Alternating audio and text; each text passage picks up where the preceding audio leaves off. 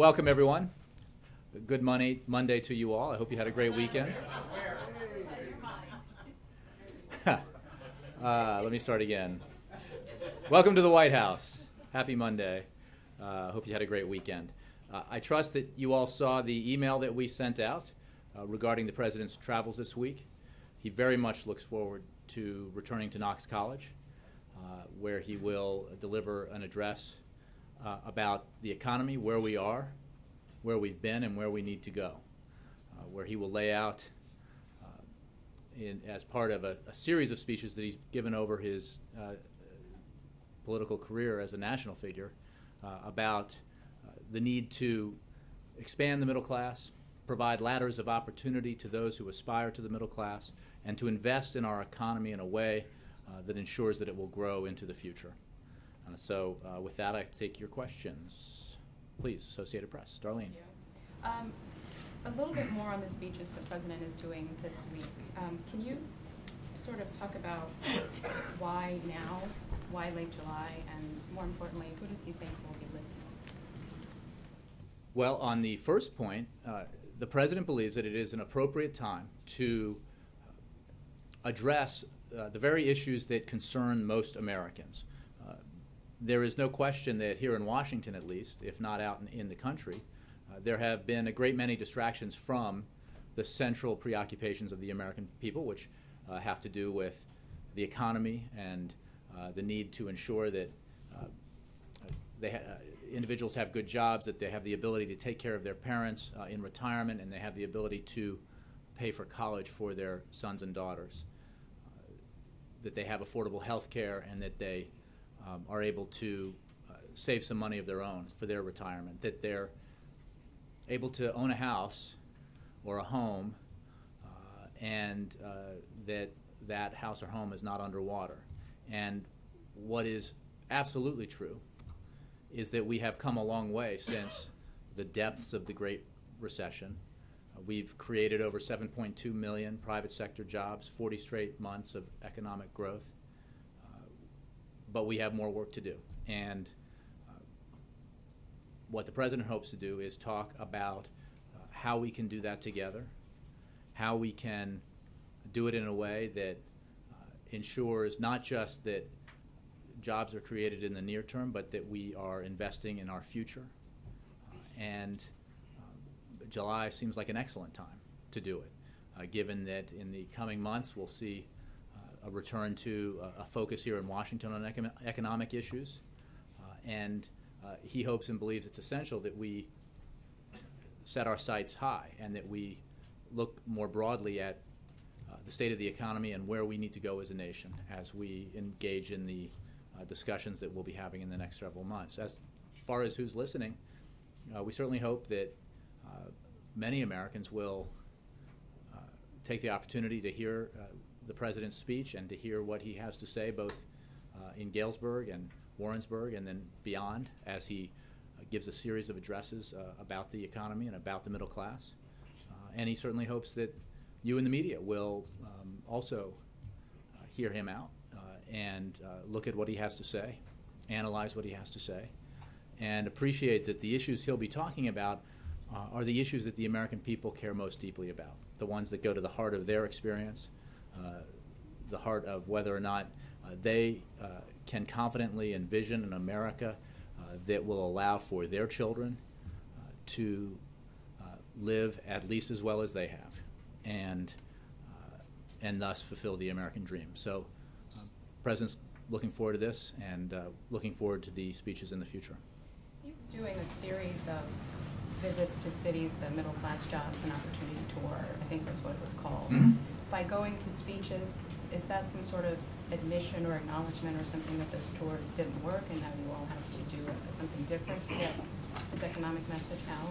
No, and I think that your point, I think, reinforces that the President has always been focused on these issues. It is, as you heard, if you looked at the video that we put out, was the focus of his attention back in 2005, right when he became a U.S. Senator. It was the focus of his campaign in 2008, the focus of his first term, and the focus of his re-election campaign. It has been the focus of all of his domestic policy.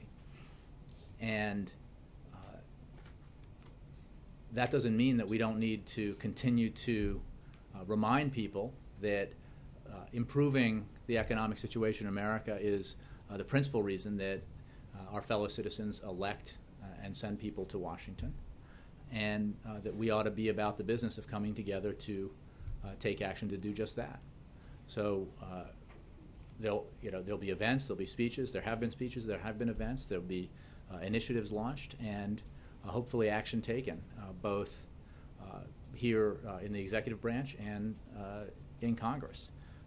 But this is a broader proposition. This is not what can Congress do in the next few weeks or few months, not what can Washington do even in the next 3 years. It's about a longer view of this country's future economically, and how we need to ensure that we're making the right decisions and taking the right action that allows for the kind of growth, the kind of security for the middle class that will ensure the health of this country's economy in the future.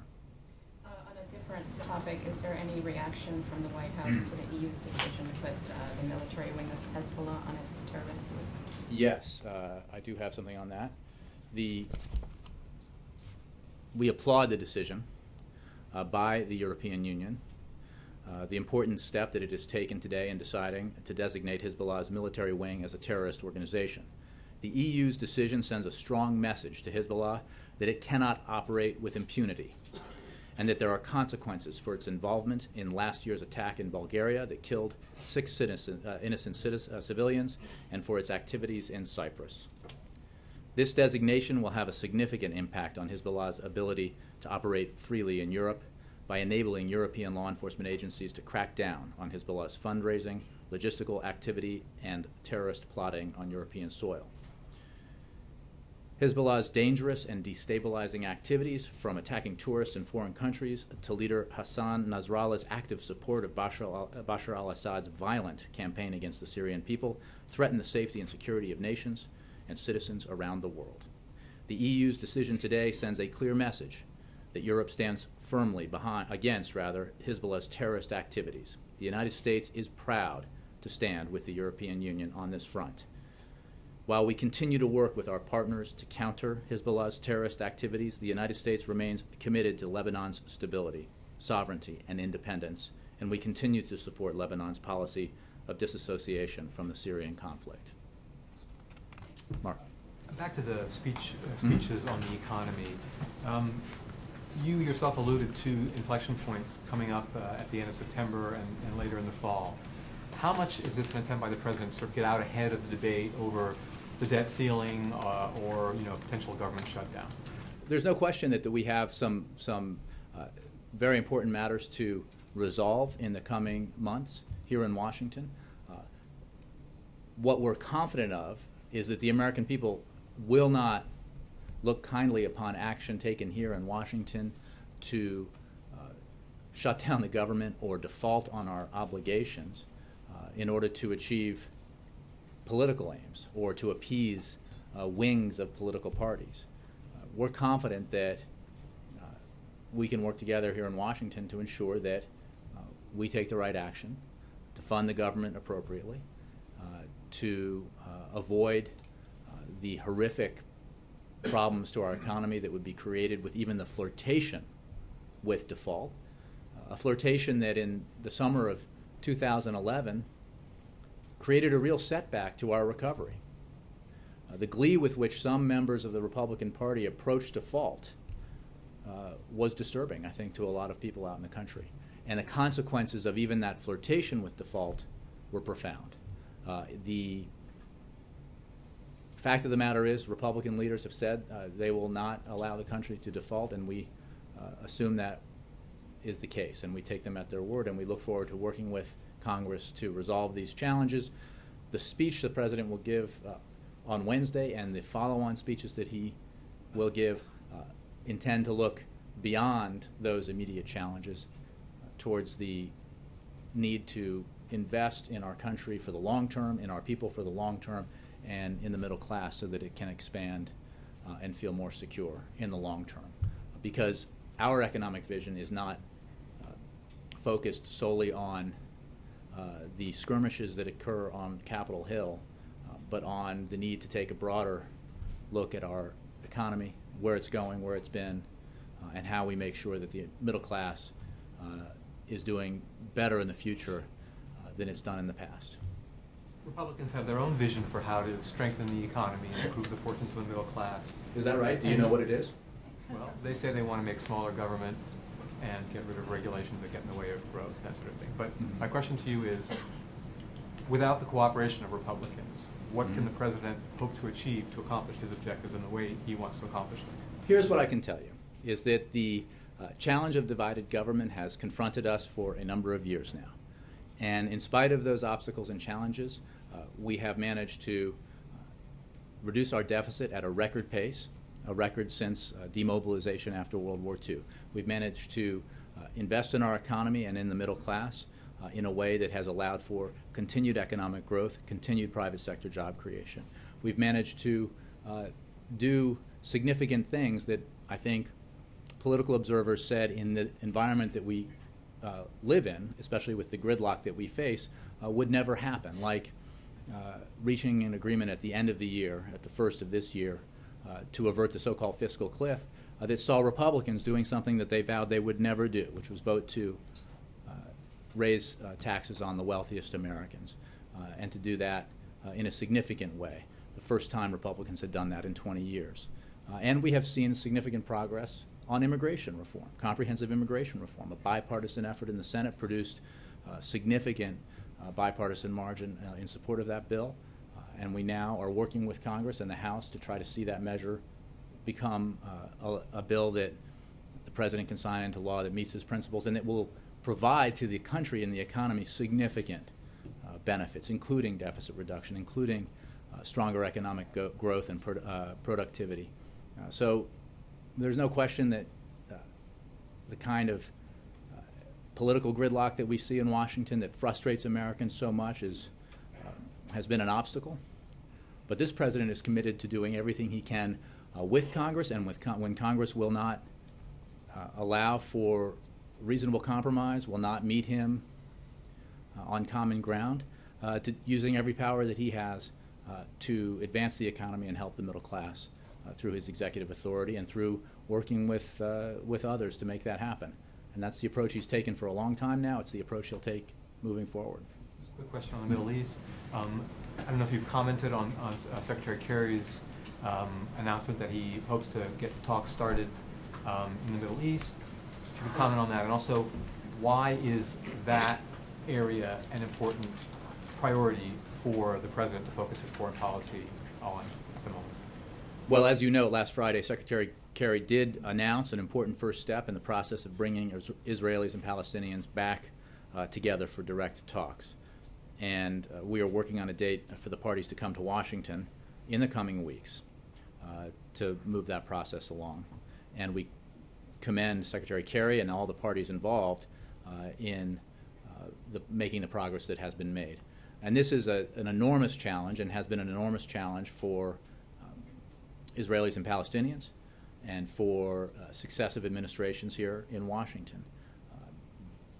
But the fact that it has been such a difficult challenge does not mean it should not constantly be addressed. And the President believes that it's an essential thing to do, to continue to try to bring the parties together in direct negotiations to try to resolve what divides them, so that we can have a two-state solution that allows for Israel to be safe and secure, and for the Palestinians to have a state, and thereby bring about benefits for both peoples. And that is what we have supported all along, and what Secretary Kerry is engaged in right now. Is that the subject of Secretary Kerry's visit to the White House this afternoon? His meeting here today is his regular weekly meeting with the President. I have no doubt that this will be a topic of conversation. Yes? I'll come back to you, Scott. Yeah. Following on that, there is some confusion about whether Palestinians have agreed to sit down with the Israelis over disagreement about the 1967 borders. So in saying that you're looking for a date for them to come to Washington, are you telling us that talks are moving forward, that there is an agreement for all parties? I am pointing you to what Secretary Kerry said when he made this announcement. He said that he hoped that, or he was working towards a situation where representatives from both would be here, and we don't have a date certain on that yet. But for more details on where that process stands, I'd refer you to the Department of State. So how confident is the president that these talks will actually happen, and does he believe that the 1967 borders should be an agreement that precedes these talks? Well, I think you're shorthanding there and missing a few words in terms of what the general position is in terms of borders and swaps. The president has spoken about that at length. Secretary Kerry has about our position. The issue here is the only way to resolve these issues is if the two parties sit down in direct face-to-face negotiations, and that's what we're working towards. It is for them to resolve final status issues. And as for our level of optimism, it is very cautious optimism because this is such a hard challenge. As I mentioned in answer to Mark, this is an issue that has been a very difficult one for years and years and years, but the imperative for trying to resolve it remains as powerful today as it has for the last many years, as successive leaders of the Palestinians and the Israelis and successive administrations here in the United States, as well as our partners and allies around the world and region, have engaged in the effort to try to bring about negotiations that produce a lasting agreement. There's no question it's hard, and you won't hear from me anything but an acknowledgement of that. But we are obligated. We are obligated to engage in this effort, and that is why Secretary Kerry has been engaging in this effort. Sorry. Any sense how long a time frame the president's laid out for this? I don't have any more details about what that would look like. I'd leave that to Secretary Kerry, and I don't think that any of us would get ahead of that. In order to give these negotiations the best chance to succeed, we're not going to discuss the details of the conversations that have led up to them, led up to the point to where we are, or as they continue, because we think that that provides the best opportunity for success. Quickly, on a happier note, or on a lighter note, I should say, can you give us any information on what the President and Mrs. Obama plan to give the Duke and Duchess of Cambridge on the occasion of the birth of their first child, and do they have a message for them? Well, I have no insight into to the first part of that question. I would tell you that, like so many Americans, the President and First Lady and the entire First Family, are wait with anticipation for the birth of the Duke and Duchess's child, and wish the family and all of Great Britain well on this pending momentous occasion. They will get something. We'll see. John. So, Jay, in terms of this speech on Wednesday, will there be any new policy in the speech? You will hear the President enunciate, will provide a vision of where we have been, where we are, and where we need to go. I think it's fair to say that there are important things we could do as a nation that we all know we could and should do as a nation, including investing in our infrastructure, including investing in education. I'm not going to get ahead of the President in terms of the specifics of the speech he'll give on Wednesday or the follow-on speeches that he'll give. Over the course of that period of time, you will hear new policy initiatives from the President. But part of what he's trying to do in Galesburg at Knox College is to refocus our attention on what he believes are the central issues that we face as a country here, at least domestically. And that is the need to continue to grow the middle class, to invest in the economy in a way that helps the members of the middle class feel more stable and provides opportunities for those who aspire to the middle class to reach the middle class. And in other words, for us to grow from the middle out instead of the top down or the bottom up. So, you'll hear, I think, from the President a vision on Wednesday, and then you will hear in the coming days and weeks more specifics as he addresses different areas of the economy. So I've looked back. This seems to be like the 9th, 10th, maybe 11th time the President has made this turn to focus on the economy and the middle class. What is it that has driven him off that message, and why they need to continue to kind of get back? And is there some frustration? I think there's a blending in the questions here that I think reflects the way a lot of us sometimes view Washington, and that is that message is a substitute for policy, or vice versa. And the fact is, the President has repeatedly, you say 10 or 11, I would say even more than that, focused on the economy. And major speeches, events across the country, small gatherings, roundtables, throughout his presidency and prior to his presidency. And he will continue to do that because it is the #1 most important issue in his mind. What is also true is that in any presidency, there are a variety of other challenges that we must tackle or that we must respond to, and that has been true in his presidency. When he came in, obviously the economic and financial crisis were the overriding concern that he confronted. And he took bold action working with Congress to pass the Recovery Act, to ensure that our American automobile industry did not disappear, to pass the Affordable Care Act to allow for millions of Americans to have access to insurance, to make sure that we put in place through Wall Street reform rules of the road for our financial industry that would protect the American and global economy and the little guy through the Consumer Finance Protection Board, or Bureau. You know, these were dramatic actions. But even throughout that, he came into office with 2 active wars and tens and tens of thousands of American troops in harm's way in Afghanistan and Iraq, with a pledge to end the war in Iraq and to wind down the war in Afghanistan. He has been addressing those challenges as we continue to take the fight to Al-Qaeda around the world. He has continued to address those challenges. And then we could list, you and I, all of the other things that we as a nation have had to confront over these past 4.5 years. And no doubt we can anticipate some significant challenges that don't have to do with our economy in coming months and years.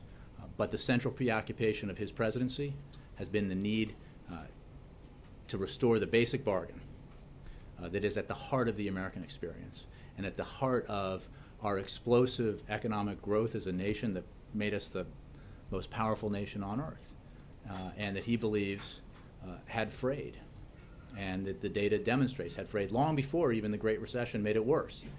And that's been the focus of his presidency, and it will continue to be the focus of his presidency. And can I just get you to respond to what Speaker Boehner said over the weekend about judge the Republican Congress not by the bills they have passed, but by the bills they have repealed? Well, either way you judge, the results haven't been particularly stellar. I would simply say that the president believes that the American people sent their representatives to Washington to take action to help the American economy grow, to help the middle class feel more secure, and to behave responsibly when it came to drafting and legislating economic policy. And by responsibly, I also mean taking action to responsibly reduce our deficits. That's what this president has done. The numbers make that clear. The situation he inherited was one of global economic chaos, a potential worldwide depression, the potential for 20 to 25% unemployment in this country. We had not seen anything like that since the Great Depression. An exploding deficit, the largest deficits that had ever been passed from one president to another. And all of those trends have been reversed and put on a positive path. And we have more work to do. There are too many Americans still without work, too many Americans who are looking for a job and can't find one. Economic growth has been steady, but it has not been strong enough as far as the president is concerned. And one of the reasons for that has been the failure of Washington to come together to make sensible decisions about our economic policy and reach sensible agreements, to find that common ground that the president is so interested in finding and which the policies he has put forward so clearly demonstrate he's interested in finding. So, you know, there's more work to be done, but this has been his central preoccupation. Is Bill. the president going to refocus our attention by challenging Congress on things like the debt limit, the government shutdown, the sequester, CR, laying down guidelines for what he wants from them? I would, without getting ahead of the president, steer you away from an expectation that this speech or that these series of speeches will focus on specific struggles with Congress over these issues that you mentioned. Obviously, we are aware of the deadlines that are approaching with regards to some of these issues, and we have been engaging with lawmakers of both parties since the beginning of the year. in an effort to try to find common ground so that we can resolve them in a way that is good for the economy and specifically avoids the kind of confrontation that is so bad for the economy and bad for the middle class. So we're still about that business, and we're still hopeful that we can reach an agreement with Republicans in Congress that prevents that kind of problem that we saw again in the summer of 2011 that represented the worst kind of self-inflicted wound by Washington on the American economy. Right, but if the purpose of this is to get everybody's attention back to the economy, isn't he going to ask Congress to do certain things? Again, I'm not going to get ahead of the president in the specifics of his speech. I want everyone to hear it with fresh ears, if you will, when the president delivers his address. So I would just discourage you from expecting that this would be a speech focused narrowly on the debt ceiling or the CR or things like that. Rather, it's a speech that will address some of the broader issues that we face as a nation economically. You might ask him to do one thing. Stay tuned. Do this for me. Stay tuned. Lord knows that wouldn't work, but Jay, yeah. there's a study out from the National Association for Business Economics that basically says that hiring has picked up in the last few months better than it's been in a long time, which sounds like optimism in the economy. And yet you're saying today repeatedly more work to be done, steady but not strong enough. Isn't that what we've heard for 4.5 years? Doesn't it sound like we're running in place if the president's going to give more speeches that say, it's good, but it's still not good enough, we got more work? He's been saying that over and over. Well, I think what he's been saying recently has been that we have stabilized and we've continued to grow and we've continued to create jobs, but that more work needs to be done. I would say that his speeches going back to 2009 when we were in the throes of calamitous economic collapse globally were tonally quite different from what you've heard from him in the last recent months or last year or so, because we've made progress.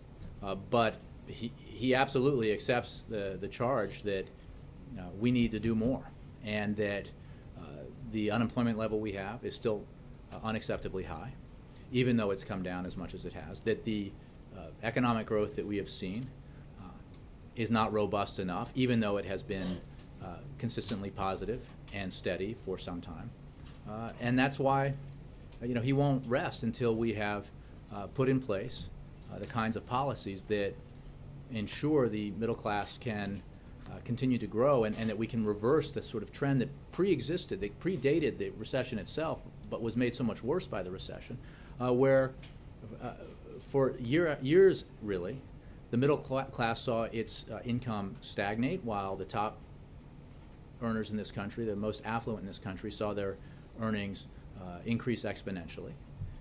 And families across the country just felt more and more squeezed, and we have to continue to address that challenge. And the president will speak to that very clearly on Wednesday. Two other quick things. You mentioned a moment ago saving the auto industry, and yet obviously we all know Detroit is now filed for bankruptcy. Mm-hmm. And the mayor over the weekend seemed to be leaving the door open that they may need a federal bailout. I wonder, would you close the door on that, or is it possible the federal government may have to? Well, I think what I've said and that we've made clear is that the issue of their insolvency is something that Detroit and its creditors need to resolve. Detroit and the state of Michigan and the creditors need to resolve. We will, of course, as we do with every city, work with them to find ways to assist them in their effort as Detroit tries to get back on its feet and continue to make progress. But the issue of insolvency is something that Detroit and its creditors need to resolve. I would, in the nature of the question that you asked, clearly the automobile industry, the American automobile industry has rebounded, has been growing significantly, has been creating jobs. They have been shortening their assembly line schedules in a way that demonstrates the demand for American cars continues to grow. And those are all very positive signs. The issues that afflict Detroit obviously have to do with more than just the automobile industry and what it's been through. Final thing, obviously the White House was pleased when Republicans in the Senate approved a slew of nominations that have been pending, including the EPA chief, Gina McCarthy. Today, House Republicans are saying they may issue a subpoena to get records. They believe that there are some records that will show that the administration has overstepped its bounds on regulations and whatnot. The question is the honeymoon over already? Well, I'm not aware of this latest development. I would simply say that the president's very pleased with the actions taken by the Senate to ensure that his highly qualified nominees were considered and confirmed, and hopes that that progress continues, because we have bigger issues to deal with. We have issues that the American people actually want us to deal with, and that has to go. That goes to how do we make college more affordable so that families in this country can send their kids to college, and by doing that, give their children the tools they need to make a good life and solid lives for themselves in the future. How do we ensure that families across the country are able to refinance their homes and take advantage of interest rates that continue to be historically low, and by doing so, put more money in their pockets and assist economic growth in this country? These are the issues that we need to address, and what we have seen over recent months is a certain amount of intense, sometimes fevered focus on controversies that turned out not to be scandals, and a desire by Republicans in particular in Congress to focus their attention on those issues rather than the ones the American people care most about. Yeah. Jay, considering Dan Pfeiffer's line in his email about Washington hasn't been focused enough on this, is this an acknowledgement that the White House and the President feels like you guys haven't done enough in framing the economic problems of the country right now? I think that we would say that absolutely, it is important for the President to constantly return to these issues, to use the powers of his office to try to draw attention to those issues, and to help mobilize Washington and the rest of the country towards finding solutions to the challenges we face economically. And it is, you didn't ask this specifically, but it is absolutely the case that there were some challenges that we took on, in particular in the wake of Newtown with the proposals the President put forward to reduce gun violence, which did not deal directly with the economic challenges we face, but they were absolutely the right thing to do. And some have said that comprehensive immigration reform takes us off of those central issues that have to do with the economy. Of course, we believe very strongly and with great conviction that comprehensive immigration reform is an economic issue, is one that, if passed and signed into law, will create great economic benefit for the country, including the middle class. So, but we have to keep focused on these issues, even as we all are buffeted about by the variety of things that confront us because they're unexpected, either a natural disaster or an event overseas, or fake scandals or things like that. We have to keep focused on the North Star here, the issues that the American people want us to be focused on. If on Wednesday we played the Osawatomie speech instead of this one, would anybody tell the difference? Absolutely. Because what makes this speech different from December 2011? We are in a different place. We are in a situation where the economy has continued to grow, has continued to create jobs, and where we have a different set of opportunities here to move the country forward again. On the other hand, we plead guilty to the charge that there is a thematic continuity that exists between the speech the President will give in Galesburg at Knox College on Wednesday, and his speech in Osawatomie, and his speech back in Knox College in 2005, as well as his State of the Union addresses and his inaugural addresses. That's because the themes that you hear and the focus that you hear from the President are the very things that animate him and that inspired him to run for the presidency to begin with. So is this speech about building popular political support to pressure Republicans in Congress, that ultimately that this is what this is about? It's a different type of campaign, but it's a campaign. I think it's designed to mobilize focus and attention, not just so that people will pressure Congress, because as I said earlier, this is not about congressional action alone at all. It's about the vision we need to embrace in order to move forward, and that there are ways to move forward that obviously include necessary congressional action, but there are other ways to move forward as well, and you'll hear from the President about that. Let me just one question on Syria. Secretary Kerry spent all this time trying to announce that there's going to be talks in the Middle East peace process at a period of relatively uneasy calm between the Palestinians and the Israelis. And yet there's not the same sense of urgency involved with what to do about Syria. Are we missing something, or is there is there the same type of, constant badgering that's taking place of Russia or others to try to get Assad? I mean, Well, I would say a what are we couple things. missing? One, obviously, many members of the President's national security team are focused on many challenges, including Syria. Secretary Kerry has been, Secretary Hagel is and has been, Susan Rice, the National Security Advisors, and others. And that'll continue to be the case, including, of course, the engagement of the President. But what we can't do is focus on one foreign policy challenge to the exclusion of all else. And while a great deal of attention and resources have been devoted to the Syrian challenge, and will continue to be, we need to continue to address other challenges, and that includes our efforts to rebalance towards Asia, and our efforts that you saw the President engage in on his trip to Africa to assist one of the fastest growing regions of the world to continue to develop in a positive way, and our efforts to address this long-standing challenge in the Middle East, and that is the conflict between the Israelis and Palestinians. Where are we unarming the rebels? Well, I can't catalog all the specific forms of assistance that we're providing to the Syrian opposition, but we are providing stepped-up assistance to them, to the Syrian opposition, to the Syrian Military Council, and we'll continue to do that, and we'll work with Congress as we do. Mark. Jay, can you tell us why the unusually big buildup for Wednesday's speech? We've heard from the President scores of times on the economy, and it seems to me like this is the biggest buildup you've ever given in the economic speech.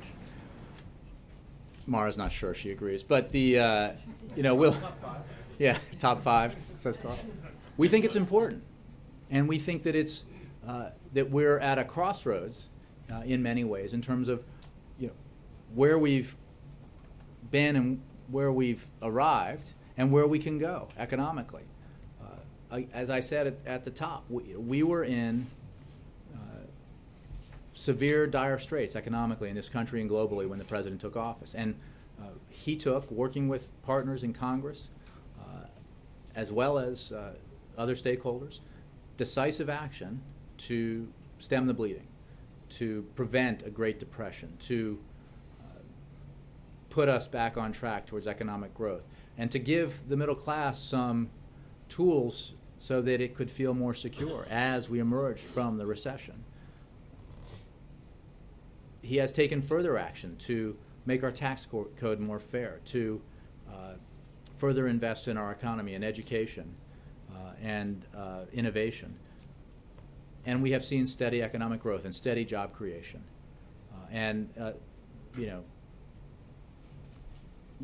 More positive signs about the fact that the economy continues to heal and is poised for further growth and job creation. And we can make a choice now about which direction we're going to go.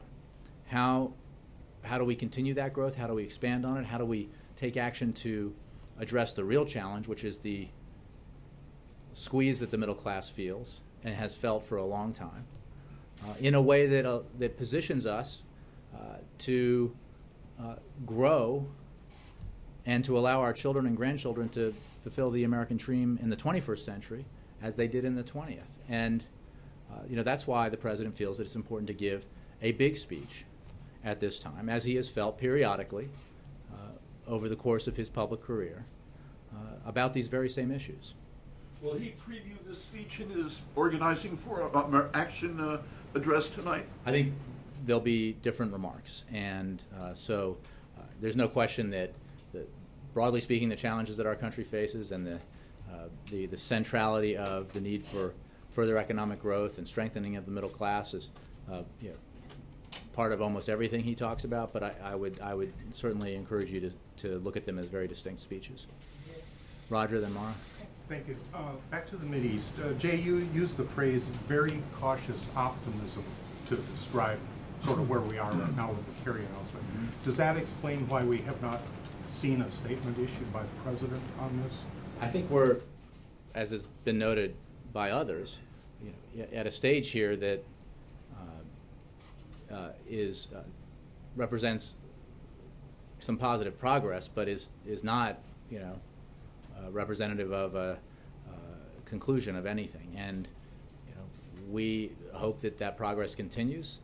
And I'm just not, I'm not going to engage in a lot of speculation about where it goes from here, or the conversations that have taken place or will take place, except to say that in answer to some other questions, that this remains an important challenge for this country and for our allies and partners in the region and around the world. It is a significant development, isn't it? Does he view it that way? I think it is an important development, but I don't want to overstate it or understate it. I think that we commend those who have agreed to take this next step, and the work that went into getting them there, and then we'll look forward to hopefully more progress. Mara. You said you don't want to focus on the skirmishes with Congress, although in a couple of months there are going to be more than skirmishes. And can you just give us an update? You said you've been engaging with both parties since the beginning of the year to avoid the kind of confrontations we had in the past. Mm-hmm. Can you just tell us when's the last time Dennis met with Republicans, and what, if anything, about this engagement leads you to believe that there won't be the same kind of confrontations this fall that we've had in the past?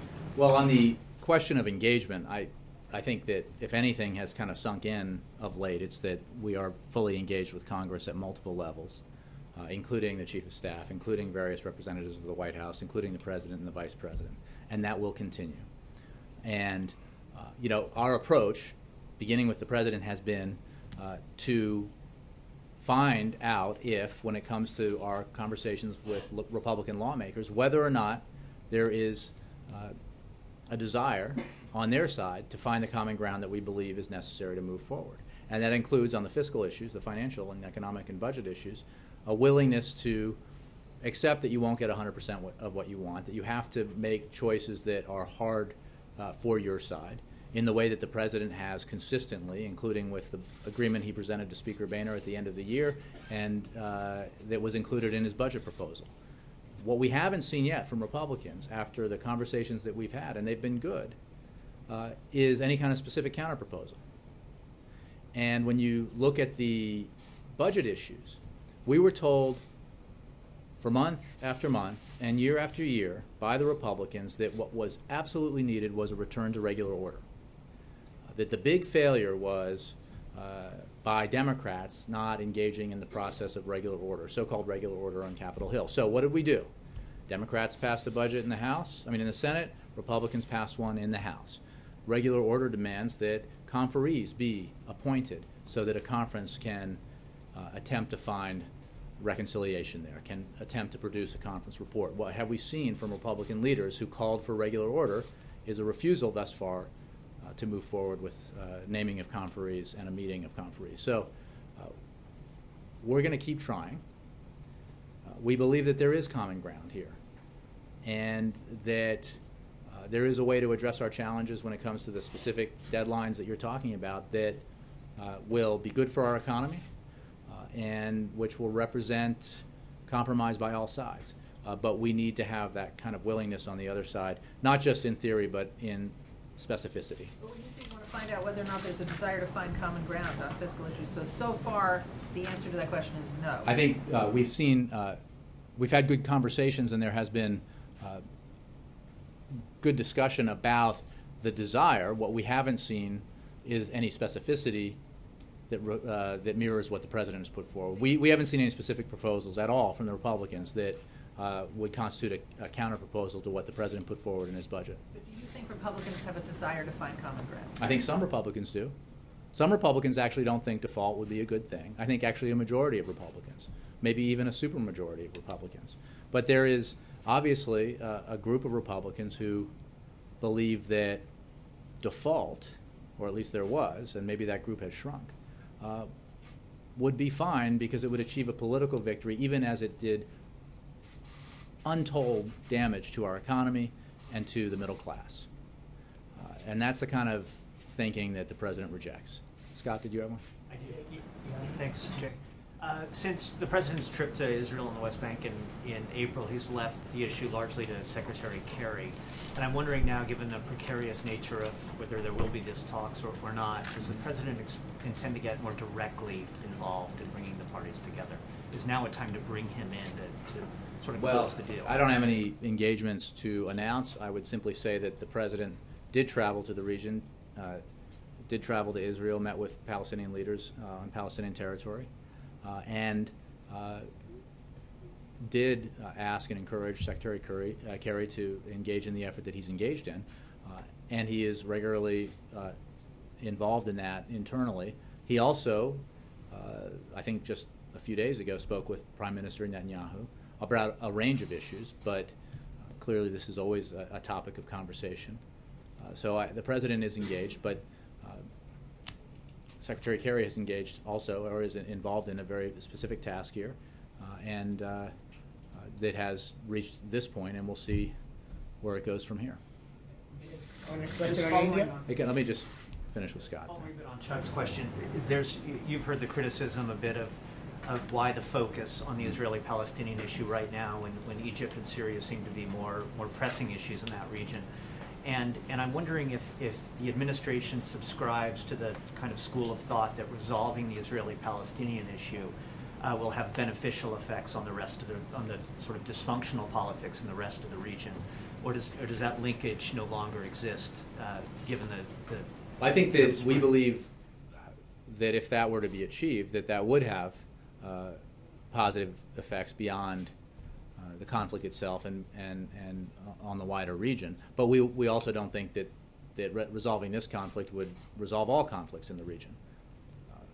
And responding to that criticism, I would simply say that you would be hard pressed to total up the time and resources spent by this administration and also this administration engaging with Congress on the various challenges that you name, Syria, Egypt, and the Middle East peace process, and come to the conclusion that Egypt and Syria had been shortchanged. That's simply not the case. Yeah. Yeah, Egypt. President Morsi's family held a news conference today and said, look, it's been 3 weeks. He was abducted. We haven't heard from him. We haven't seen him. He hasn't been given an access to lawyers or anything like that. You in the past have called for the military to refrain from arbitrary arrests. Mm-hmm. When pressed, you said that, well, yeah, that includes Mohammed Morsi. Do you want to see him released? Is the United States doing anything to try to obtain his release? Well, I would say that we call for an end to all politicized arrests and detentions and believe that all parties should be free to participate in Egypt's political future. And yes, when I have said that includes President Morsi, and we believe that his situation needs to be resolved in a way that is consistent with the rule of law and due process and allows for his personal security. And we have made that clear in our conversations with the transitional Egyptian government authorities. So, and we are having those conversations daily. Is the United States making any specific suggestions as to how it like? Well, I don't want to get into the details of the conversations. We are focused broadly on the need to refrain from making political arrests and detentions. We broadly call on the transitional government to ensure that they take every step necessary to bring about the return of a democratically elected civilian government, and that the necessary path to doing that is to allow for an inclusive process, one that represents reconciliation instead of polarization. And one aspect of doing that is to make sure that rule of law and due process is followed and that you don't have an arbitrary situation when it comes to detentions and arrests. It sounds like you're lumping him in with all the other arrests. Well, what I'm not doing is suggesting that resolving his situation would mean that the whole problem is resolved. And I think that we absolutely include President Morsi in that, but that we have seen this is an issue that goes beyond one individual. Thanks, Jay. April, last one, and then Isaac. Jay, I want to go back to Friday. Since Friday, the president coming out to the briefing room, there have been massive numbers of conversations, via TV, via in homes, everywhere. People are talking black, white, all races, all creeds, what have you. And then you also have members of Congress talking. You have states talking about their stand your ground law and racial profiling. The CDC is looking at trying to put a federal profiling law in place. And now you even have other celebrities beyond Stevie Wonder, like Kanye West, Madonna, Rod Stewart, Rihanna, Jay-Z, Justin Timberlake, Mary J. Blige, and Trey Songz, who are talking about not playing in Florida because of the stand your ground law. Mm-hmm. Does the president feel that his message, the expectations of his message, did he meet those expectations or did he exceed those expectations because of all that's been going on in these last couple of days since Friday? Well, I don't think the president gets to set those expectations. What you heard from the president on Friday was, I think, a very personal reflection of ideas that he had been considering in the wake of the verdict. And he very much appreciated the opportunity to express those ideas to you from this podium. But he was very clear that this was not about one conversation, but about many conversations, and I think that your question reflects that those many conversations are taking place, and that is a good thing. And I think he would view that as a positive development, and I don't think he would take credit for it. I think we saw that prior to the president's coming out on Friday. And you know, I think that what the president said on Friday, again, was very personal, and I think he tried to explain a broader feeling within the African American community, one that he could relate to and understand personally and directly, so that there was to help foster greater understanding in general. And that conversation has to continue, but not in a mandated way from the top down, but in an organic way at the state and local level, in community centers and churches and around kitchen tables and on television and through all the variety of means that you mentioned. But that organic way seems to be bearing fruit and moving forward. You have members of the Congressional Black Caucus again talking about coming together to do something on racial profiling on the federal level, as well as working with states on it, and also stand your ground law. Will the president be talking, I mean, if they want to come together, and even if the Congressional Hispanic Caucus would like to come together, would he sit and talk with them about possibly crafting legislation on that? I haven't had that conversation with him. I think you've heard his general view about, you know, ways to move forward, but beyond that, I haven't spoken with him about it. Yeah, last one. So you said some Republicans are ready to go to default, some are not, some are willing to work with you guys, some are not. Where's the president's current view of where John Boehner stands on that spectrum? I think the Speaker of the House has said that he doesn't believe that we should allow the nation to default, and the president agrees with him. And what we hope for is a resolution with Congress that ensures that default doesn't happen. We've made clear we're not going to negotiate with Congress over Congress's responsibility to pay the bills that it's already racked up. We're just not. And it is an irresponsible thing to even flirt with, because the flirtation itself does harm to our economy. And hopefully that won't happen, because we saw what happened when that flirtation took place in the summer of 2011. Does the president think that John Boehner is going into the fall negotiating in good faith? I think that the president believes that Republican leaders in general and Republicans in general do not want to see the nation go down that path again. But it requires leadership to ensure that minorities of minorities or minorities of majorities don't bring about an unforeseen result. But this is up to Congress to resolve. Again, it is not something that should be negotiated. That is the responsibility of Congress to pay the bills that it's already racked up. Thanks.